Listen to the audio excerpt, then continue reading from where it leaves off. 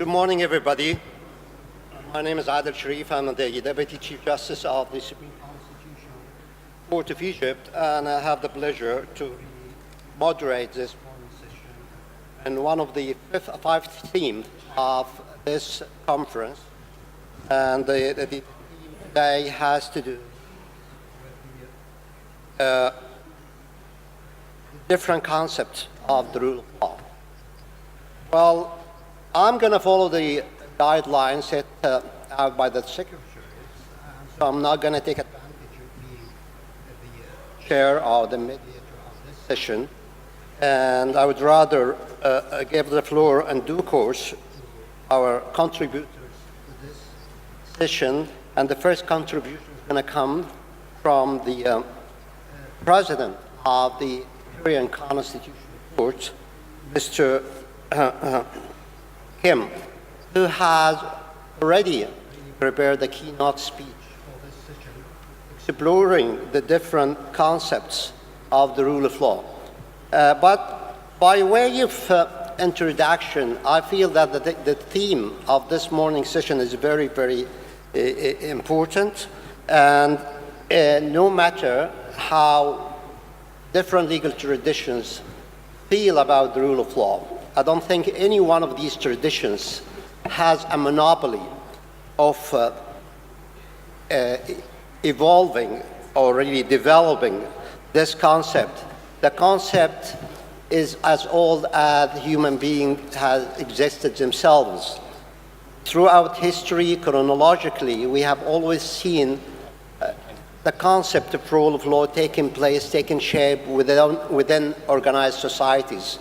You cannot live in a society that is organized unless you have sort of a rule of law, not ruled by law.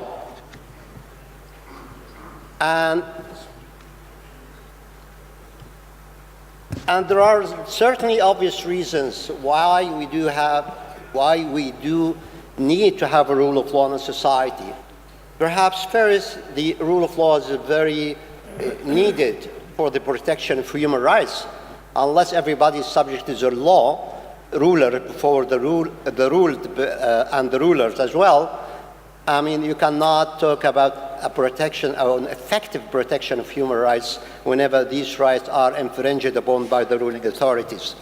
Secondly, the rule of law, whenever it exists, facilitates a political stability and fairness within the society itself. And thirdly, and most importantly, the rule of law is very critical to the development of healthy and sound economics in modern world.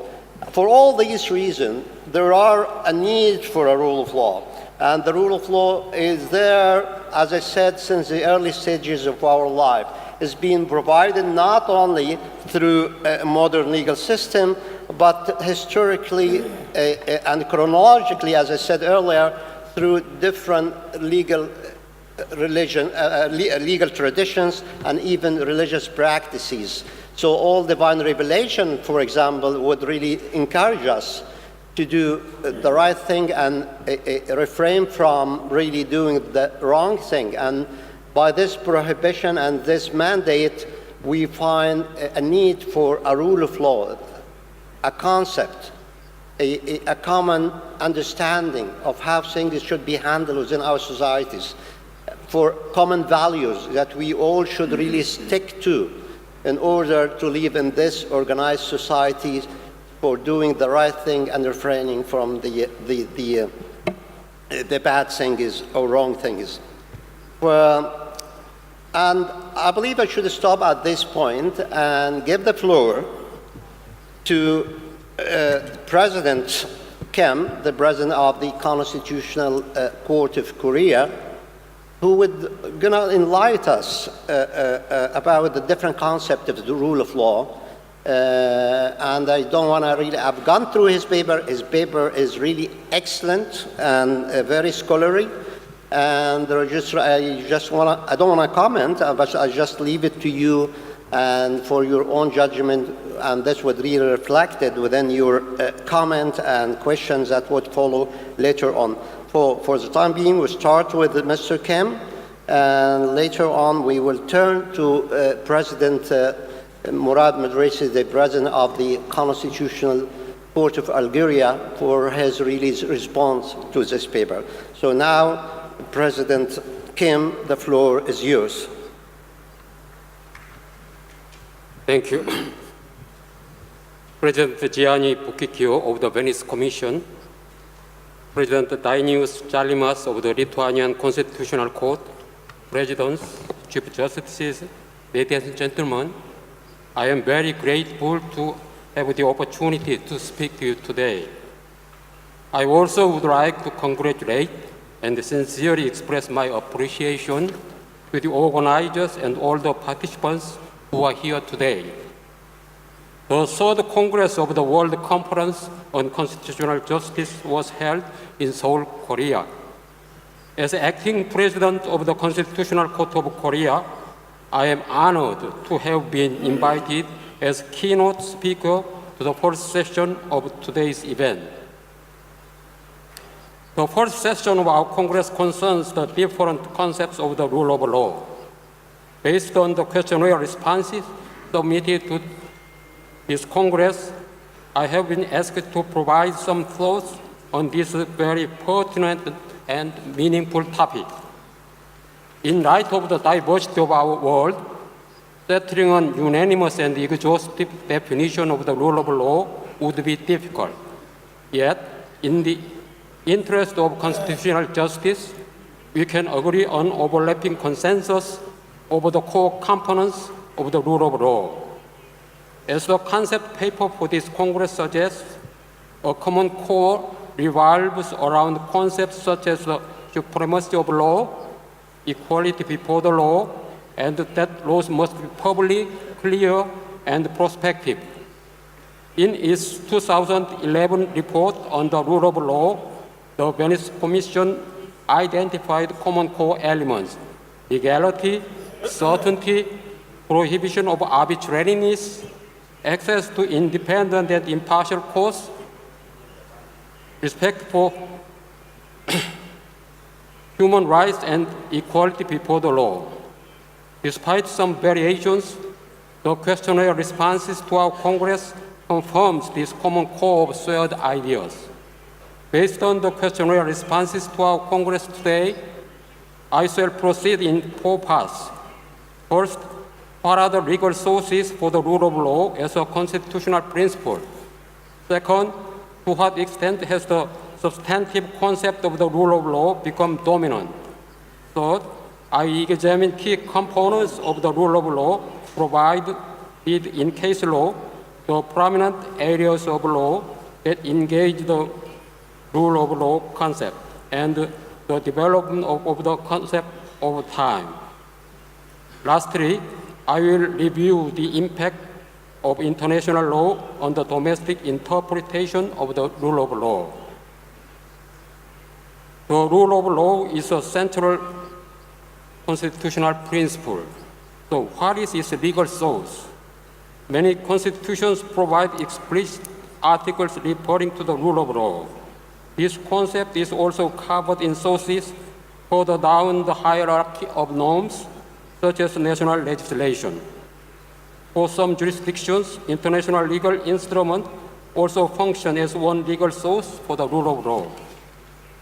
However, it is evident that case law of constitutional courts and equivalent institutions play a major role in elaborating and developing the concept of the rule of law. By their very nature, texts of codified constitutions are often textual. When it comes to complex concepts such as the rule of law, it is not surprising that comprehensive definitions are not usually provided within the constitutional text. Therefore, it is open up to the judiciary to apply the concept of the rule of law to specific context, and thereby further specify its meaning.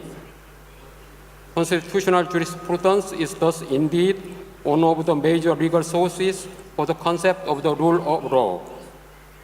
This observation is especially important since a significant number of questionnaire responses emphasize that there is not any one particular defined concept of the rule of law. Instead, the rule of law is made up of several principles. It is this bundle of principles which is found in the constitutional text, legislation, case law, and international sources of law.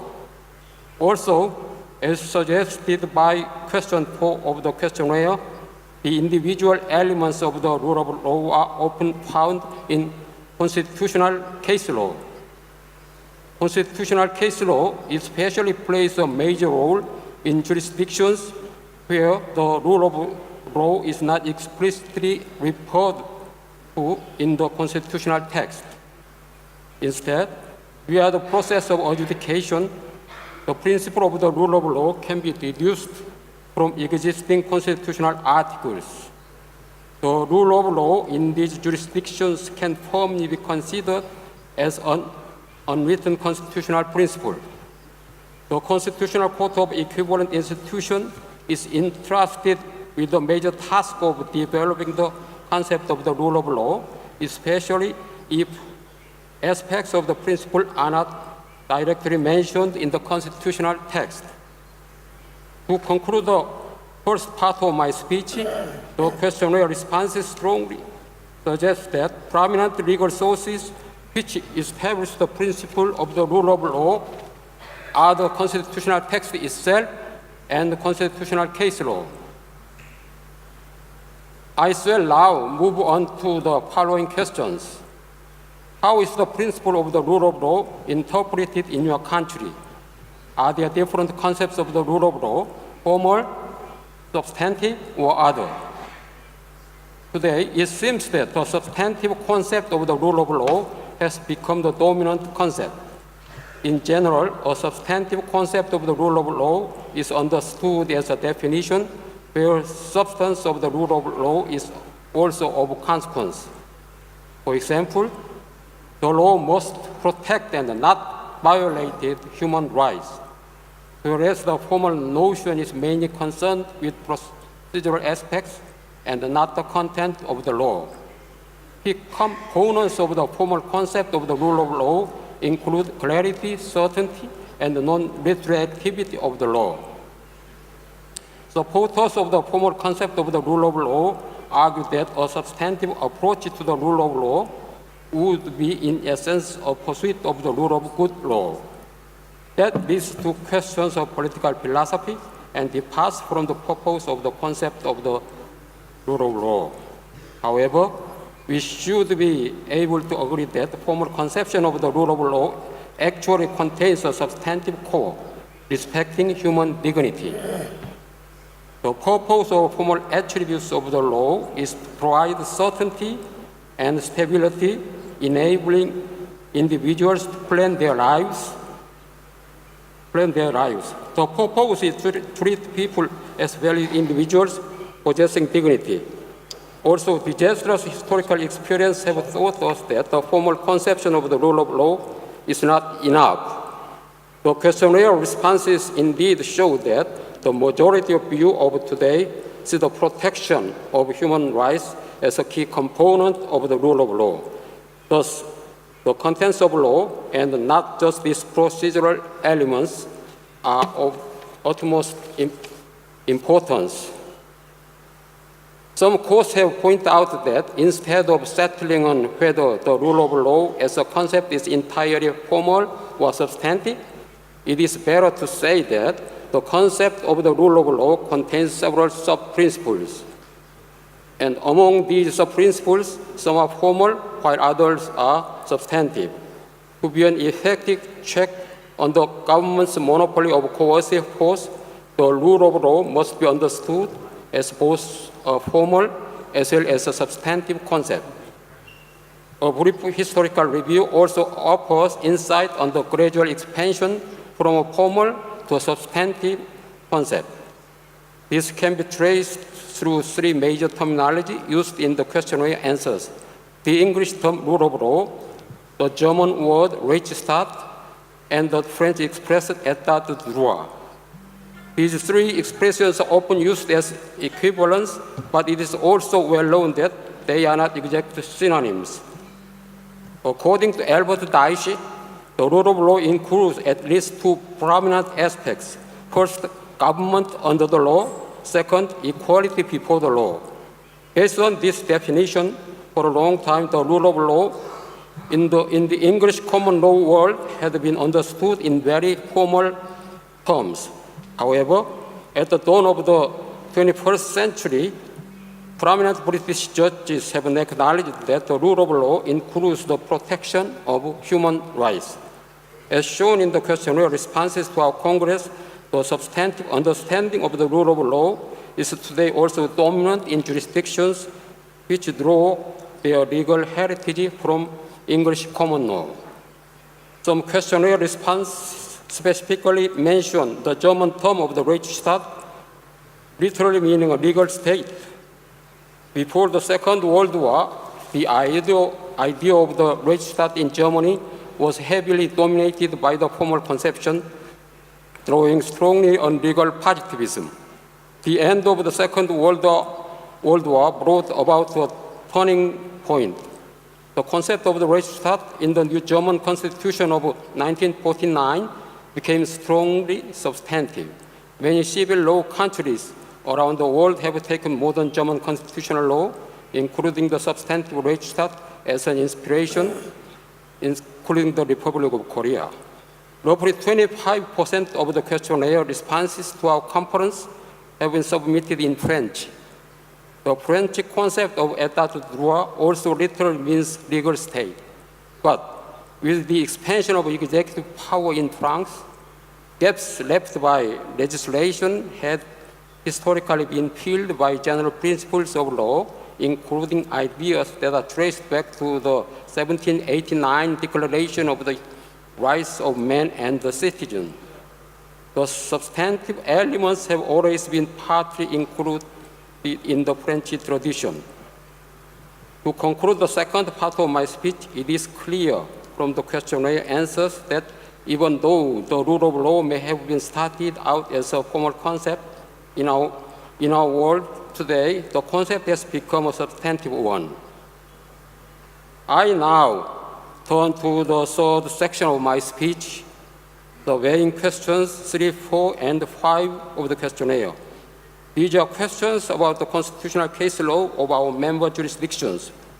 I will address 3 issues. First, what are the core elements of the principle of the rule of law according to case law? Second, are there specific fields of constitutional adjudication where the concept of the rule of law plays an especially prominent role? Third, has the concept of the rule of law changed over time in constitutional case law?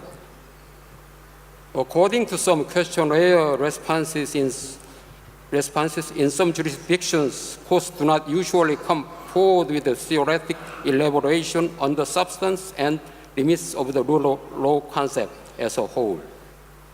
However, a majority of questionnaire responses indicate that many courts have indeed pinpointed core elements of the rule of law in their case law. Let me briefly elaborate on the most prominent core elements that, according to the questionnaire responses, are mentioned in constitutional jurisprudence across the world. Undoubtedly, the core element of the rule of law that has been mentioned the most is the principle of legal certainty. Its prominence can partly be explained by the fact that legal certainty lies at the heart of the formal conception of the rule of law. Also, like the rule of law concept itself, the principle of legal certainty consists of a number of sub-principles such as clarity, consistency, predictability, and non-retroactivity of the law. The principle of legality is another core element of the rule of law that is prominently featured in the questionnaire responses. Other aspects of the rule of law that are frequently mentioned are the need for independent and impartial both equality before the law and access to justice. Again, these are all dominantly features of the formal conception of the rule of law. In addition to the above, the protection of fundamental rights has become one of the most cited elements of the rule of law. Thus, even though a majority of core elements of the rule of law stated in constitutional jurisprudence are formal in nature, the protection of human and fundamental rights has firmly established the substantive conception of the rule of law in case law. According to the questionnaire responses, the protection of human rights ranks near the top of the list of concepts that are referred to in constitutional jurisprudence as elements of the rule of law. Regarding the context and particular fields of law where core elements of the rule of law are applied, the majority of questionnaire responses indicate that there is no particular field in which the rule of law is most important. The rule of law is important in all fields of law. But some questionnaire responses have indeed pointed out particular fields of law where the rule of law may be mentioned more often than others. They include the criminal law, where, for example, the issue on non-retroactivity of criminal punishment is of paramount importance. The field of human rights law is another strong contender where the rule of law is mentioned explicitly, maybe more often than in other fields of law. The questionnaire responses also indicate that tax law is another such area of law. Also, due to the close connection between the idea of the rule of law and the democracy, electoral law is another arena for the strong display of arguments based on the rule of law. However, it must be emphasized that the overall trend displayed by the questionnaire answers is that the concept of the rule of law applies to all areas of law. This is especially so since some questionnaire answers speak of the constitutionalization of the law. Through this process, constitutional principles, including the rule of law, are applied to all fields of law. Throughout this wealth of constitutional case law, to what extent has the understanding of the rule of law changed? The overwhelming majority of the questionnaire responses document no change.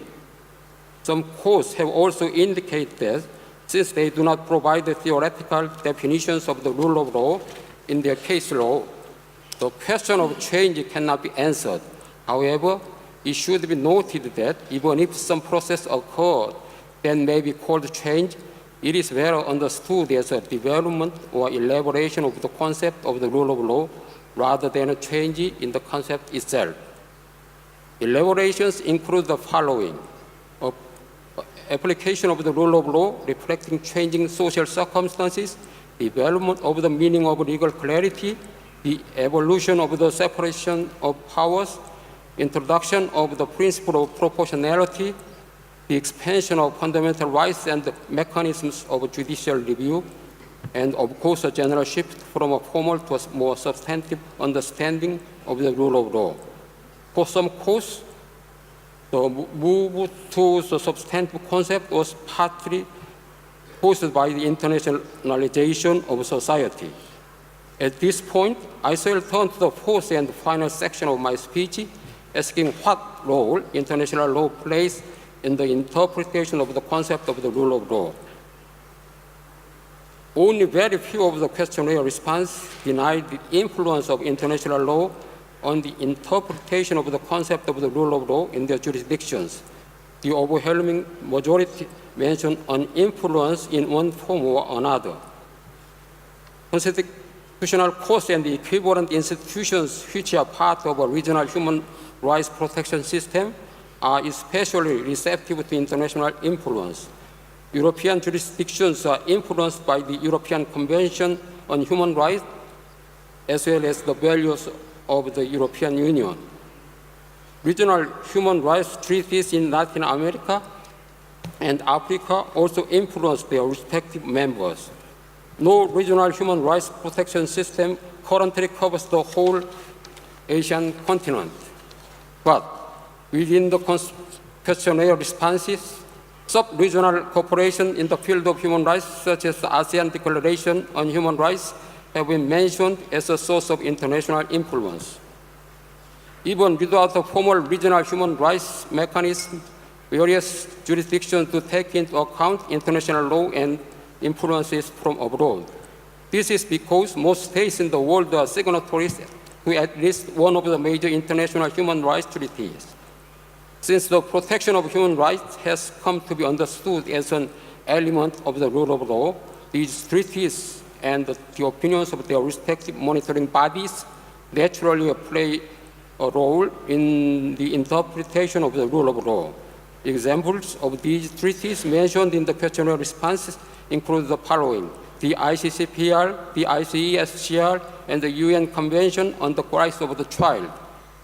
In addition to treaty law, questionnaire responses also mention the Universal Declaration of Human Rights and international customary laws, especially the connection between ius cogens and human rights. Also, some questionnaire responses mention the influence of foreign case law, such as that of the US Supreme Court, the German Constitutional Court, and the Supreme Court of Canada.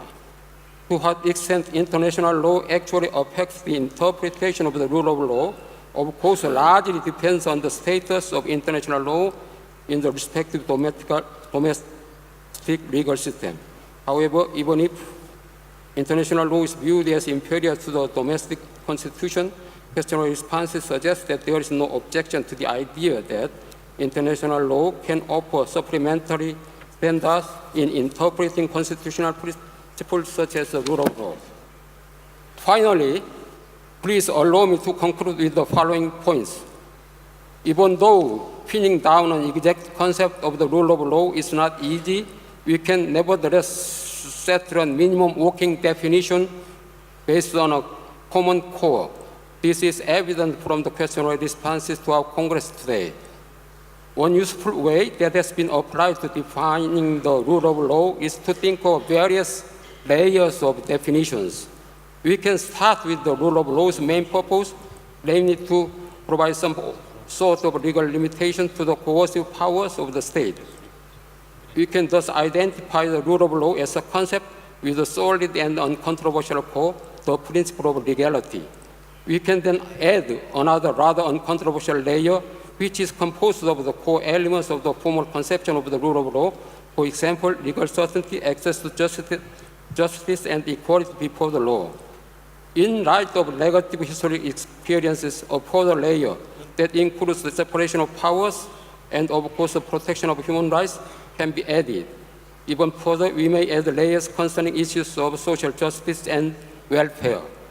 There may be some disagreement as layers of definition increase, but these disagreements are resolved by focusing on overlapping consensus. A common concept is achieved, especially through cooperation among our jurisdictions in the spirit of mutual understanding, learning, and openness. Thank you for your attention.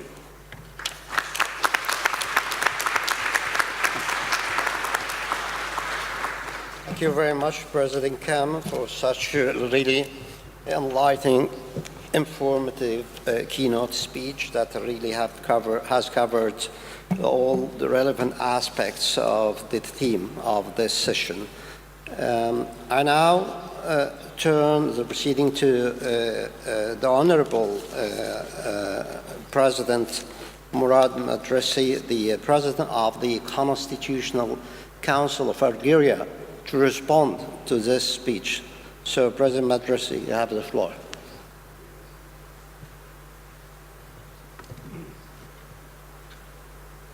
Monsieur le Président de la Cour constitutionnelle de la Lituanie, qui nous accueille dans cette belle ville historique de Vilnius, Monsieur le Président de notre session, vice-président de la Cour d'Égypte, Excellences, Mesdames et Messieurs, chers collègues,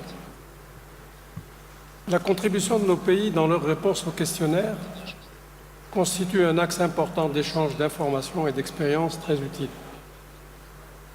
Je voudrais rendre hommage à son Excellence le Président Lee Suikim pour en avoir restitué une belle synthèse qui, en même temps, a été pour lui l'occasion d'éclairer plusieurs pistes très pertinentes qui ne vont pas manquer d'alimenter notre débat d'aujourd'hui. C'est ainsi que le noyau dur du concept de l'état de droit nous renseigne sur un puissant dénominateur commun entre l'ensemble de nos institutions et de nos pays qui considèrent tous comme principes fondamentaux de l'état de droit ceux qui sont posés dans nos constitutions, mais également dans la jurisprudence constitutionnelle dont la densité est en progression constante. En effet, la protection des droits de l'homme, l'égalité devant la loi, la séparation des pouvoirs sont des principes partagés par tous aujourd'hui, à l'instar de l'indépendance de la justice. Mais en même temps, les sources du droit renvoient depuis quelques années au droit international qui constitue, selon nos pays, au moins un indicateur utile et, de plus en plus, un référent incontournable. Le débat d'aujourd'hui nous renverra probablement aux forces et aux faiblesses de cette tendance qui nous interpelle, notamment sur le contenu rénové de la souveraineté nationale. Des progrès à ce sujet sont attendus pour assurer les meilleurs compromis opérationnels. Par ailleurs, le professeur Yves Kim, dans sa brillante présentation, nous a suggéré une analyse transversale du sujet lié au concept de l'état de droit pour mieux mettre en relief le concept matériel de l'état de droit, devenu certes dominant, mais qui se fonde nécessairement sur un formalisme qui renforce la clarté et la sécurité juridique érigée en principe corollaire de l'état de droit. En fait, pour exposer les différents concepts de l'état de droit, le président Kim a savamment opposé l'aspect du droit formel à l'aspect du droit substantiel dans une rétrospective évolutive. L'évolution historique des régimes politiques, se fondant sur des garde-fous fondamentaux et ceux préférant garantir le droit substantiel, a donné des conceptions différentes de ce qui est l'état de droit. Les divers concepts ont commencé à évoluer dès la fin de la Seconde Guerre mondiale. Néanmoins, un rapprochement conceptuel tente actuellement à aller vers une normativité mondialisée de l'état de droit. Mesdames et Messieurs, chers collègues, nos cours et nos conseils constitutionnels ont retenu une attention particulière en ce qu'elle contribue, à travers une jurisprudence foisonnante, à éclairer le champ des acteurs institutionnels en charge de la traduction de l'état de droit dans les faits. De nombreux progrès ont été enregistrés qui se sont consolidés à la faveur de l'élargissement aux citoyens de la mission de gardien de nos constitutions, et ce, à travers l'exception d'inconstitutionnalité. À ce sujet, vous évoquez, Monsieur le Président, dans la synthèse des réponses au questionnaire, la question pertinente de la constitutionnalisation du droit. Je partage entièrement cette idée, et notamment ses implications sur la place du citoyen dans nos constitutions. Nous assistons aujourd'hui, sous l'effet de la justice constitutionnelle, et plus particulièrement avec l'extension de la saisine des cours constitutionnels aux justiciables, à une accélération du processus de constitutionnalisation de toutes les branches du droit, public et privé. Ces dernières ont pour matrice commune la Constitution, dans laquelle tous les droits trouvent leurs principes fondateurs et auxquels tout justiciable peut recourir pour contester la constitutionnalité de toute disposition législative susceptible de leur porter atteinte. En accédant à la justice constitutionnelle, le citoyen n'est plus seulement un acteur disposant d'un espace constitutionnel séparé par les droits que lui reconnaît la loi fondamentale, mais il devient un acteur essentiel du processus de contrôle de la constitutionnalité des lois. L'exercice de cette nouvelle voie de droit permet en effet aux citoyens justiciables de participer indirectement aux interprétations possibles de la Constitution et de se réapproprier cette dernière, expression de sa volonté, mais aussi de se réapproprier les lois que ses représentants ont élaboré et adopté en son nom et qu'il a dorénavant la possibilité de contester. N'est-ce pas là une avancée considérable du concept de l'État de droit et de l'idée de démocratie constitutionnelle?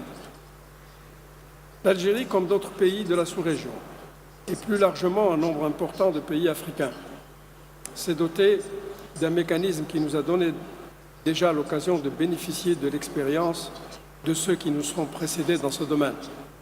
Qu'ils en soient remerciés ici, à Vénus, capitale mondiale de la justice constitutionnelle.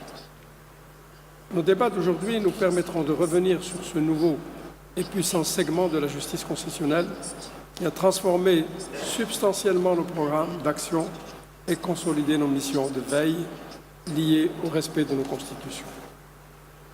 Voilà en effet un domaine où l'État de droit se décline sur des objets proches, des préoccupations citoyennes et qui nous conduit à enrichir considérablement la jurisprudence. J'aimerais enfin suggérer que le débat puisse s'engager sur l'importance du juge qui constitue lui aussi un acteur principal et qui mérite qu'une attention constante lui soit accordée pour améliorer ses capacités, mais également renforcer davantage son indépendance. Sur l'ensemble de ces questions, je ne saurais passer sous silence le rôle et l'efficacité de la Commission de Venise et de son président, qui a contribué de façon très importante à éclairer le champ de la justice constitutionnelle sur ce concept d'état de droit et ses déclinaisons opérationnelles. Le meilleur hommage que nous puissions rendre à cette institution, qui regroupe tous les continents, est de contribuer largement au débat qui a été excellemment inspiré par notre éminent conférencier et au demeurant président de la Cour de Corée, qui a abrité avec succès le 3e congrès qui s'est tenu à Séoul. Je vous remercie.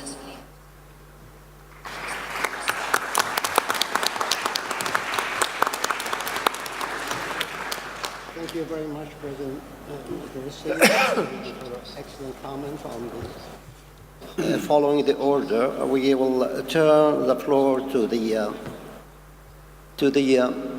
audiences, the participants. So whoever wants either to comment or pose a question to the panel, to the keynote speakers, to the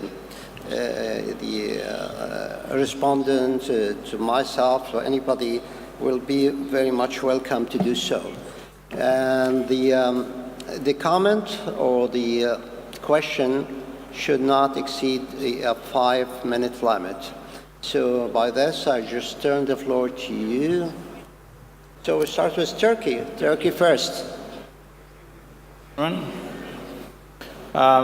would like to also thank the speakers for their wonderful presentation.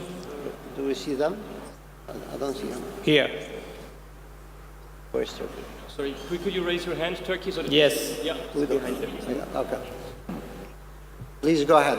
I would like also thank the President of Constitutional Court of Lithuania for their warm hospitality and for organizing such a wonderful conference. I would like to say a few words about the role of constitutional courts in upholding the principle of rule of law, especially in times of emergencies or in difficult times. As we all know that the main purpose of constitutional justice and also constitutional courts is to uphold the principle of rule of law. And this role of the courts is essential, especially in difficult times. Last year, on 15 July, Turkey has witnessed a bloody coup attempt, killing 250 people and injuring over 2,000 individuals. And the Council of Europe Commissioner for Human Rights has stressed in his memorandum that the success of coup attempt would have marked the end of democracy in Turkey and the defeat of all the values underlying the Council of Europe. Likewise, Venice Commission indicated in its opinions on emergency decrees that a military coup against a democratic government, by definition, denies the values of democracy and the rule of law. Therefore, there is no doubt that any military coup attempt or any military coup is against the basic fundamental values of Council of Europe, especially the values of the principle of democracy, human rights, and the rule of law. Therefore, during the coup attempt, the Turkish Constitutional Court, as the guardian of the Turkish Constitution, released a public statement declaring that we reject all kinds of anti-democratic attempts against the constitutional order, and we stand on the side of the democratic state governed by the rule of law. Nowadays, the state of emergency poses a formidable challenge for the Turkish Constitutional Court, and as the court, we are doing our best to uphold the principle of rule of law and protection of human rights, especially during the state of emergency. We know that this is a very difficult job, but we are doing our best. Thank you very much. Thank you very much, Mr. President. Thank you very much. Thank you very much. I want to thank the speakers in the panel and once again thank the organizers and the Venice Commission for bringing us all together. I think even the speakers today showed. Right. I was just thanking the speakers and the organizers once again, because I think we do need, as members of national constitutional courts, opportunities to get together and share information on issues of common concern. There is one point I want to underline on the issue of independence of constitutional courts. Some European constitutional courts have been experiencing the issue of austerity measures and constitutional courts being addressed with the compatibility of budgetary constraints with fundamental rights. The speakers were underlining the role of citizens. I want to add the role of collective organizations, which very often bring complaints to constitutional courts on such issues. Now, how do constitutional courts get objective information on budgetary constraints? How do they remain independent and nevertheless be aware of the limits to budgetary measures? In Europe, we have been witnessing an interesting experiment, which is the establishment of so-called fiscal councils. There is now a European network of fiscal councils. They are independent bodies, and I mean independent from parliaments. So perhaps constitutional courts could rely on such an objective source of information. Nevertheless, I do think this is a very delicate issue when it comes for constitutional courts to balance individual and collective rights against budgetary constraints. So this is just an opportunity for the speakers, if they so believe, to add some comments on this point: citizens, budgetary constraints, independence of constitutional courts with respect to fundamental rights. I think I'm still a strong believer in integration through law. So I still believe that cooperation among courts, even on such issues, is very important. And again, I express my gratitude to the organizers. Thank you. Thank you very much. And now, Morocco. Je remercie les panélistes et permettez-moi d'apporter quelques éléments de commentaire à ce débat sur l'état de droit. D'abord, le constituant marocain a choisi d'énoncer au début du préambule de la Constitution, qui fait partie intégrante de la Constitution, le concept et le principe de l'état de droit démocratique comme étant un choix irréversible. Donc il a adopté une stratégie de rédaction constitutionnelle comparable à celle adoptée par exemple par le constituant allemand, espagnol et portugais en la matière. Et de ce fait, l'état de droit constitue non seulement un principe constitutionnel, mais constitue plus concrètement, c'est-à-dire pour le juge constitutionnel marocain, un vecteur d'interprétation qui est utilisé pour assurer une protection effective des droits de l'homme qui sont garantis par la Constitution et par le droit international des droits de l'homme. Et cette ligne a été développée par l'ancien Conseil constitutionnel marocain. Elle est également donc adoptée par la Cour constitutionnelle nouvellement installée depuis le mois d'avril. Nous croyons également à l'existence d'un noyau dur qui fait objet d'un consensus qui traverse la diversité des cultures juridiques en ce qui concerne l'état de droit. On le constate à travers la jurisprudence, par exemple, qui figure sur la base de données Codices. On le constate également à travers les indicateurs de l'état de droit qui ont été développés par le système des Nations Unies et la checklist récemment développée par la Commission de Venise qui fait désormais partie de nos outils méthodologiques depuis l'installation de la nouvelle Cour, a le mérite de présenter une grille fonctionnelle des critères de l'état de droit que nous avons déjà expérimenté sur quelques cas nouveaux du contentieux électoral qui est soumis à la nouvelle Cour constitutionnelle et également sur l'examen de la constitutionnalité du règlement intérieur du Conseil supérieur du pouvoir judiciaire.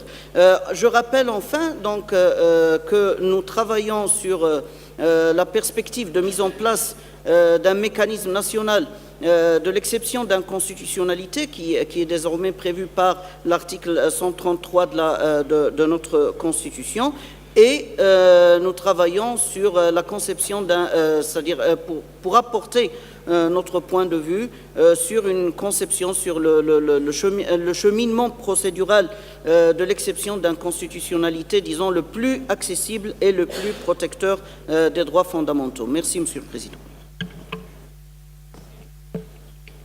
Thank you very much. And now, Belarus. Уважаемые участники Конгресса, уважаемые дамы и господа, в белорусской конституционно-правовой доктрине верховенство права рассматривается как базовый принцип современной цивилизации и международного правопорядка. В Республике Беларусь принцип верховенства права закреплен на конституционном уровне и всеми субъектами конституционных правоотношений воспринимается как связанность государства правом, основными правами и свободами человека и гражданина. Верховенство права, являясь принципом конституционного строя Республики Беларусь, обязывает государство, все его органы и должностных лиц действовать в пределах Конституции и принятых в соответствии с ней актов законодательства. Таким образом, проявляется системная взаимосвязь конституционных положений и субъектов конституционных отношений на основе верховенства права. В правотворческой и правоприменительной деятельности концепция верховенства права обогащается с учетом международных подходов к пониманию сущности верховенства права и его практического проявления, в том числе с использованием документов и практических рекомендаций, разработанных под эгидой Организации Объединенных Наций и Европейской комиссии за демократию через право, то есть Венецианской комиссии. Конституционный суд Республики Беларусь своей деятельностью утверждает верховенство права, реализуя современные доктринальные подходы к его пониманию, обосновывая свои решения, раскрывает формальные и содержательные аспекты верховенства права. Реализуя полномочия по обязательному предварительному контролю конституционности законов, Конституционный суд, исходя из верховенства Конституции и конституционного принципа верховенства права, указывает в своих решениях на необходимость обеспечивать в национальной правовой системе принятие и действие законов, которые являются по сути правовыми, то есть определяют баланс свободы, власти, конституционных ценностей на началах равенства и справедливости.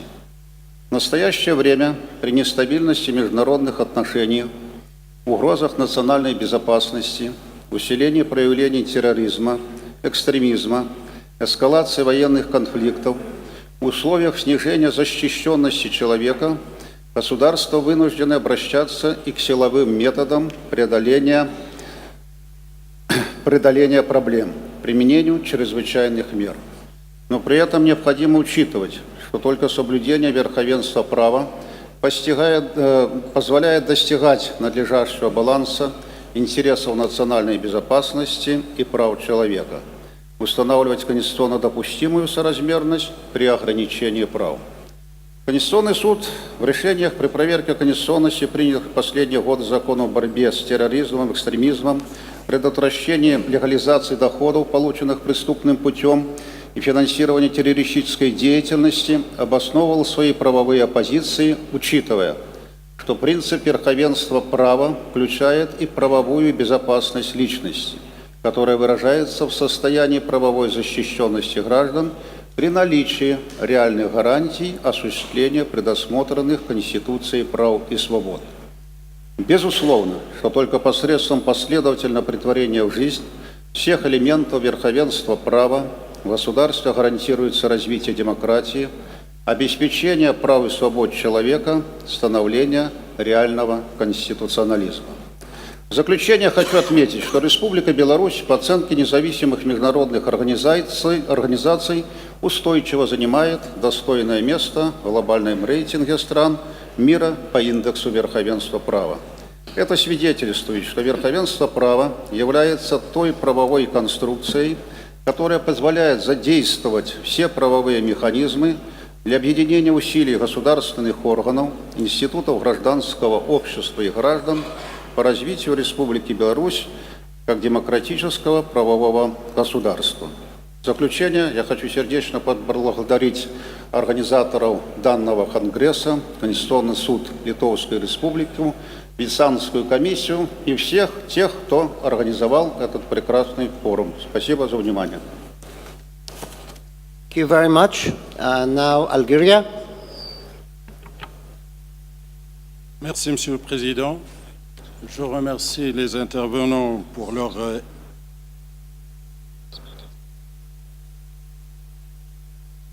La Hongrie.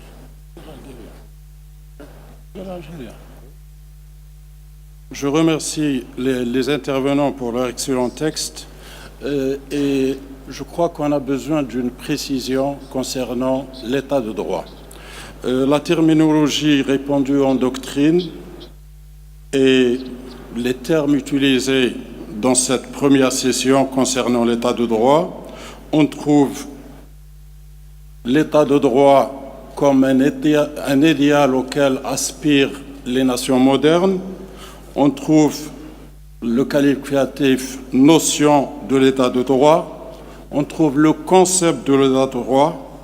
Ou est-ce qu'il s'agit d'un vrai principe de droit constitutionnel reconnu et intégré dans les constitutions modernes? Et comme il apparaît de la checklist de la Commission de Venise, et dans ce cas, quelle est la place de la morale dans cette checklist? Merci.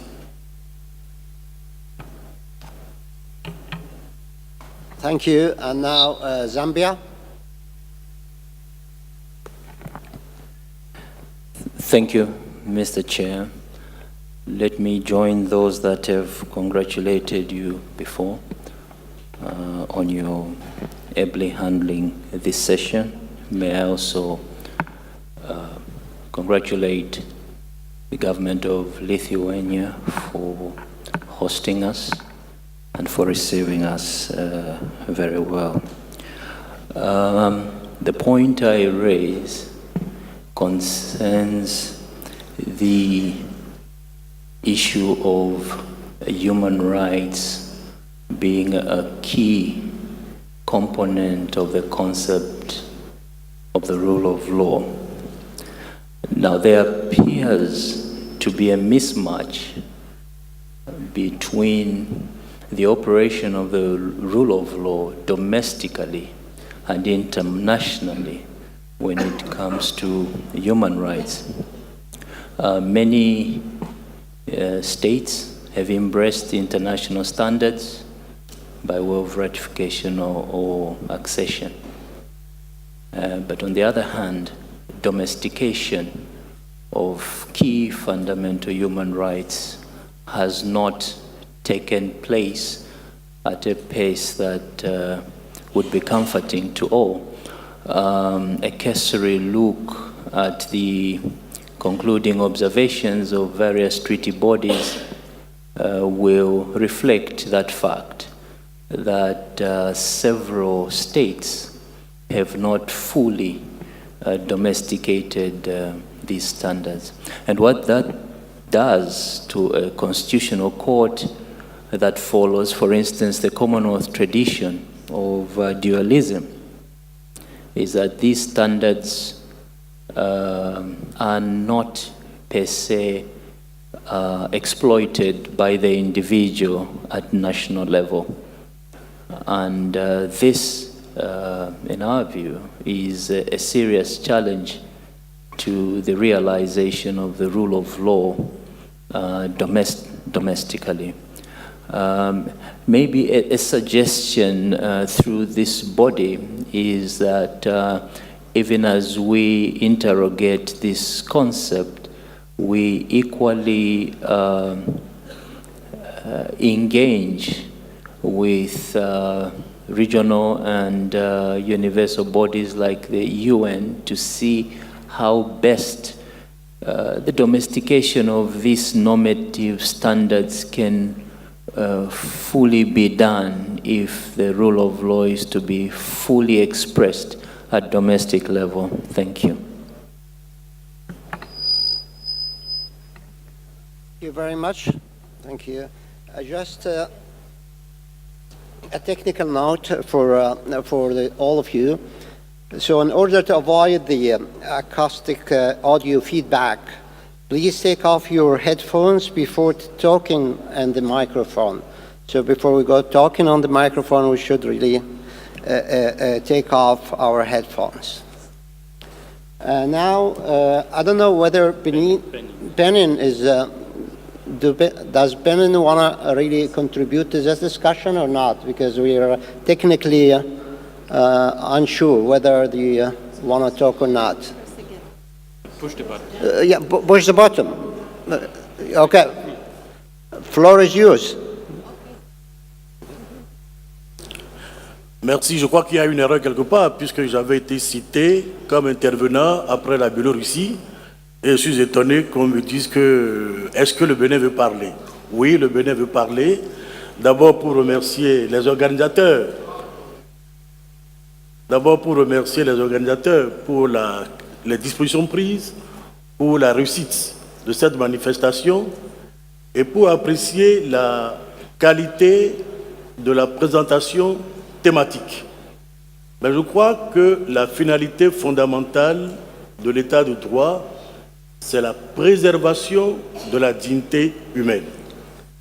Et nous observons généralement que l'atteinte à la dignité humaine provient peut-être des gouvernés, mais surtout des gouvernants.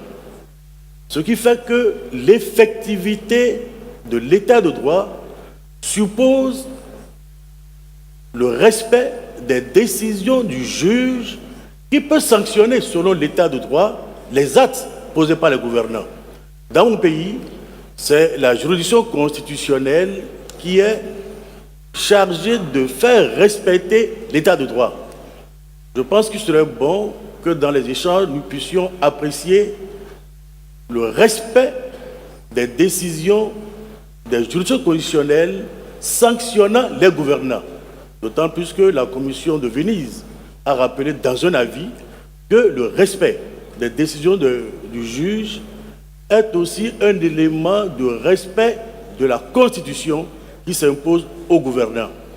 Est-ce que dans les informations que vous avez reçues des juridictions, il y a eu des difficultés par rapport au respect de leurs décisions par les gouvernants lorsque leurs actes portent atteinte à l'état de droit, qui est l'élément central aujourd'hui de l'organisation de la vie en société, puisque la plupart des constitutions que vous avez évoquées ont inscrit le respect de l'état de droit comme élément essentiel de leur préambule constitutionnel.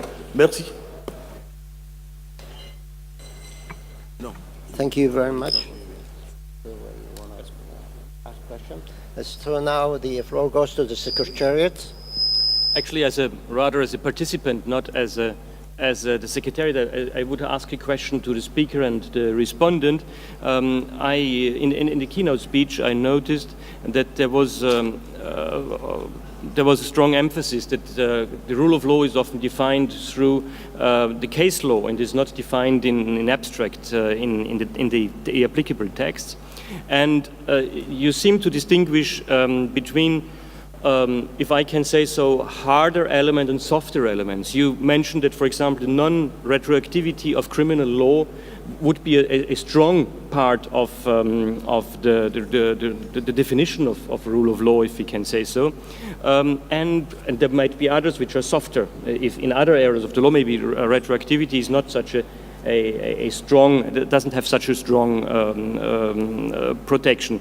I wanted to know whether we can identify criteria how we can distinguish between such stronger and harder elements of the rule of law and softer elements, if there is a hierarchy between elements of the rule of law. Thank you. I myself, in my capacity as a participant as well, I just want to add to this distinction. The Chief Justice President Kim has tried to strike down about the formal and substantive elements of the definition, the concept of the rule of law, are somehow very close to each other, especially when it comes to some of what is called formal on the view of some, such as the retroactive effect of whatever decision being taken by the authorities. So would we consider that as really a component of the formal concept, or this is something that's very substantive? When you talk about the retroactive effect, if the law has a retroactive effect, this has to do definitely with the certainty of the legal text, the legality of it, but in the same time, it has to do with the substantive manner. It has to do with the formality on the other hand. So this is an area where both, in my view, the formal element as well as the substantive element meet. And here you cannot make this distinction, and that's what makes us really become sure that at some point when you talk about the rule of law as established principle, as established constitution principle, is both based on these formalities as well as the substantive manner aspects. So I would very much really be appreciative if you could really further really get into this and try to really enlighten me. How did you make this distinction between the formal and substantive element of the rule of law? Thank you. And now, so the floor is given to the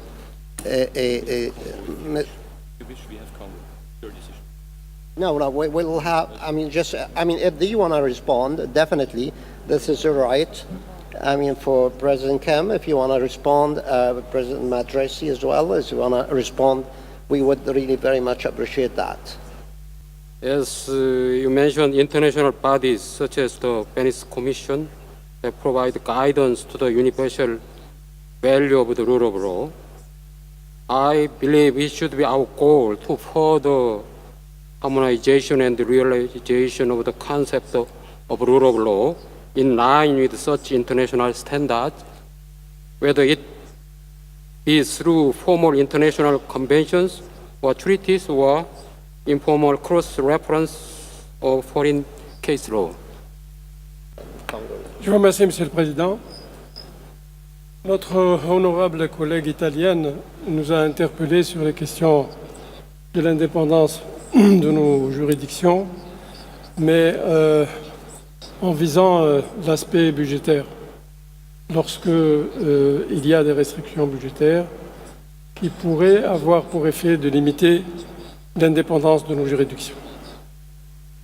Alors, j'aimerais pouvoir dire, je crois avec vous, qu'au moins formellement, la quasi-totalité de nos institutions constitutionnelles bénéficient, et souvent dans la Constitution elle-même, de l'indépendance administrative et budgétaire, et que partant, nos institutions sont un peu à l'abri de décisions intempestives qui pourraient provenir des autorités gouvernementales. Mais en même temps, un pays peut connaître des situations qui, exceptionnellement, l'amènent à développer des politiques de réduction budgétaire ou d'austérité budgétaire. Est-ce que ces politiques doivent laisser les cours et les conseils constitutionnels indifférents? Je ne crois pas. Mais ce qui est important dans ce cas, c'est que les cours et conseils constitutionnels ne subissent pas des décisions des autorités, mais soient elles-mêmes volontairement à l'origine de mesures de rationalisation de leurs dépenses et à ce moment-là, l'indépendance de ces institutions est sauvegardée. Je voudrais très modestement citer l'exemple que nous avons vécu en Algérie l'année dernière. Nous avons rencontré avec les soubresauts du prix du pétrole des situations un peu difficiles. Eh bien, les membres du Conseil constitutionnel se sont réunis et ont décidé d'autorité elles-mêmes de réduire, non pas de réduire, mais d'offrir 10% de leur salaire au budget de l'État. C'est une décision souveraine des membres du Conseil, elle n'a pas été imposée, elle ne réduit en rien l'indépendance, n'est-ce pas, des juges. L'autre question que M. Dur a posée, et qui est une question qui vient de quelqu'un qui a une culture exceptionnelle et qui, justement, au sein de la Commission de Venise, éclaire notre champ. Alors, j'aimerais pouvoir la lui renvoyer, cette question, de savoir si il faut hiérarchiser ou pas entre les éléments composants de l'état de droit. Moi, je crois que, sans être un spécialiste de ces questions, je crois qu'hiérarchiser, c'est bon, mais pas au point de créer des troubles dans le concept. Parce que dans le concept, il y a plus que des hiérarchies entre les éléments. Il y a des solidarités. Et c'est la raison pour laquelle je pense que plutôt que de hiérarchiser, il faut pouvoir peut-être situer les différents éléments composants de l'état de droit sur une ligne et faire en sorte qu'il y ait une solidarité entre les éléments, tous les éléments de cette ligne, une sorte de chaînon de solidarité qu'on peut exprimer dans l'ordre qui nous paraît le plus favorable et qui peut d'ailleurs dépendre à la fois des pays et des conjonctures. Je vous remercie. Thank you very much. And now I call upon Congo. Oui, merci beaucoup. J'ai très bien suivi l'exposé du président Kim sur l'état de droit qui facilite la stabilité et l'équité dans la société. Alors, je pense que tel qu'il a présenté, effectivement, tous les principes, c'est très très conforme dans un pays comme la Corée du Sud, la France. Mais je ne pense pas que il en est de même dans les pays en voie de développement.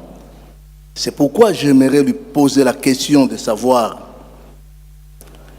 quelle est la place de l'accès au droit. Parce que quand il parle de l'état de droit, effectivement, je pense pour moi qu'il y a un préalable qui n'est autre que d'abord l'accès au droit. Et dans la communauté mondiale, l'accès au droit n'est pas le même dans les pays développés que dans les pays en voie de développement. Si bien que une déficience grandissante de l'accès au droit dans un pays en voie de développement a des conséquences très très graves, effectivement, face à l'instauration de l'état de droit et à la stabilité et à l'équité. Alors, selon lui, quelle est la place de l'accès au droit? Parce qu'il est il a pris la parole au niveau de la conférence mondiale sur la justice constitutionnelle.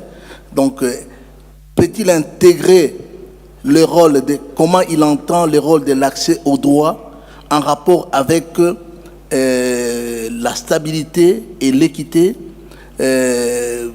procurée par un état de droit. Aujourd'hui, en France, par exemple, à l'Université de Bordeaux, on parle de cliniques juridiques parce que dans mon pays, il y a des coins où il n'y a pas d'avocat.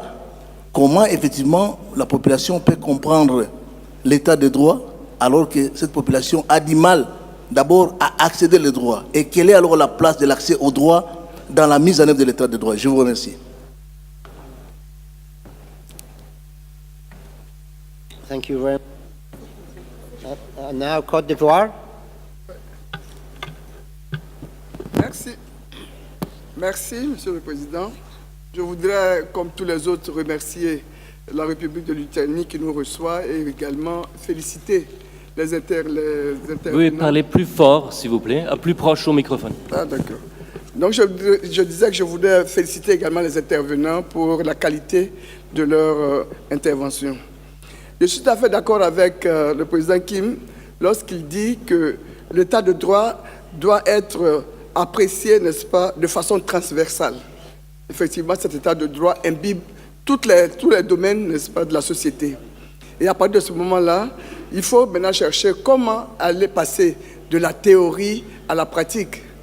Si je prends par exemple l'exemple de mon pays, qui vient, n'est-ce pas, d'avoir sa nouvelle constitution depuis 2016, il est inscrit, et déjà dans le préambule et d'autres dispositions, mais surtout ce qui est intéressant, c'est qu'il est inscrit le principe de la parité entre hommes-femmes et également le principe, n'est-ce pas, du droit foncier rural qui, en fait, dans notre pays, crée beaucoup de difficultés.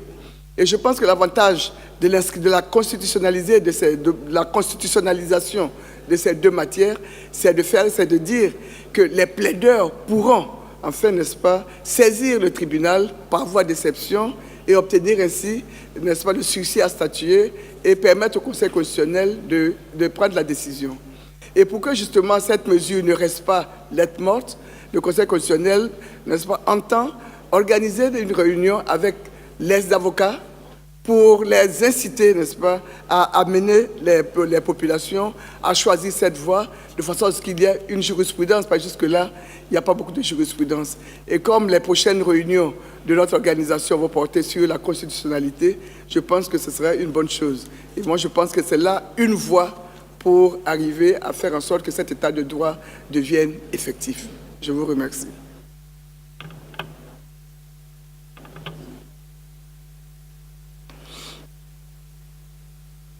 Andorra. Merci, Monsieur le Président. À mon tour de remercier les organisateurs pour la qualité des travaux. Je voudrais revenir sur le concept de l'état de droit que l'on considère peut-être souvent comme synonyme de démocratie. Et certains intervenants ont remarqué l'importance de l'exécution des décisions des cours constitutionnelles par les gouvernants. Si on se réfère à des définitions classiques, la démocratie, c'est la définition des lois par le suffrage universel, par les élus du peuple. L'état de droit, c'est la possibilité pour les cours constitutionnelles d'imposer aux élus du peuple de revoir leurs lois parce qu'elles seraient ou sont contraires aux droits fondamentaux. Par conséquent, il n'est pas sûr que démocratie et état de droit soient clairement synonymes. Je pense que la justice constitutionnelle invite à une redéfinition de la démocratie qui ne se définit plus seulement par le suffrage universel, mais qui se définit également par le respect des droits fondamentaux. Et dans beaucoup de pays, il y a une difficulté à comprendre ce passage d'une définition de la démocratie uniquement fondée sur le suffrage universel à une démocratie qui, en plus du suffrage universel, doit respecter les droits fondamentaux. Et je pense que tous les débats que l'on voit dans un certain nombre de pays viennent de cette difficulté à conjuguer ces deux pieds, en quelque sorte, de la démocratie, le suffrage universel et le respect des droits fondamentaux. Je vous remercie. Oui, pour Monaco, merci, Monsieur le Président. Mesdames, Messieurs les organisateurs, je veux me joindre d'abord à tous ceux qui ont félicité la conférence pour la parfaite organisation de nos débats, mais aussi pour la grande qualité de ces débats. Et je veux simplement, pour rebondir sur l'intervention précédente, qui, d'Andorre, a bien resitué effectivement les deux pieds très importants que sont pour la démocratie à la fois le rôle du suffrage, mais aussi le rôle de la garantie de l'état de droit. Et une vraie démocratie est nécessairement le produit de cet alliage, de cette alliance, et l'on ne marche bien, effectivement, on est bien en marche que sur deux pieds. Merci à tous.